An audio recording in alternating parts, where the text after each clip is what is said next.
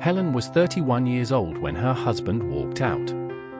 He took the car, the savings, and left two things behind: a pile of bills on the kitchen counter, and their 8-year-old son Thomas, sitting on the stairs in his pajamas holding a toy car, watching the front door close. Helen stood in the hallway for a long moment. Then she turned, sat down on the stairs beside Thomas, put her arm around him, and said, "You and me. We're going to be fine." She didn't know yet if that was true.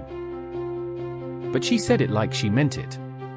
And something in that decision, that single sentence, was the foundation of everything that came after. For 12 years Helen worked 3 jobs.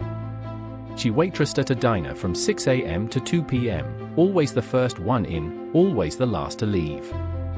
She cleaned offices from 3 p.m. to 8 p.m., mopping floors on her hands and knees in buildings where people worked comfortable jobs behind closed doors. 3 mornings a week she rose at 4 a.m. to bake bread at a local bakery, coming home smelling of flour before Thomas was even awake for school. She slept 5 hours a night. Her hands cracked in winter from the cleaning products and the cold water. She rubbed them with cream every night before bed. And then she set her alarm, and went to sleep, and got up and did it again. What Thomas remembered most about growing up was not being poor. It was not the second-hand clothes or the packed lunches that were always a little too small. What he remembered was the kitchen table every morning.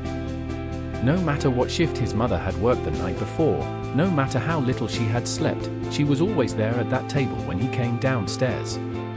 Sitting with a cup of tea, still in her dressing gown, ice-tired but present, and she would look at him and say, "Tell me something." And he would talk. About school, about friends, about nothing important. And she would listen like it was the most important thing she would do all day. Because for her, it was. At 22, Thomas graduated with a first-class degree. Helen came straight from her morning shift at the diner. She hadn't had time to change.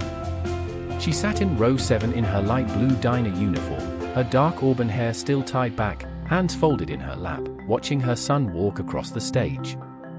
When Thomas reached the microphone to collect his certificate, he stopped. He looked out into the crowd until he found her. He pointed directly at her. She shook her head slightly. Embarrassed, confused. He leaned into the microphone and said, "This one is for the woman in the blue uniform in row 7. Everything I am, she built." The hall went quiet for a moment. Then it erupted. Helen sat very still. Then she covered her mouth with both hands and wept.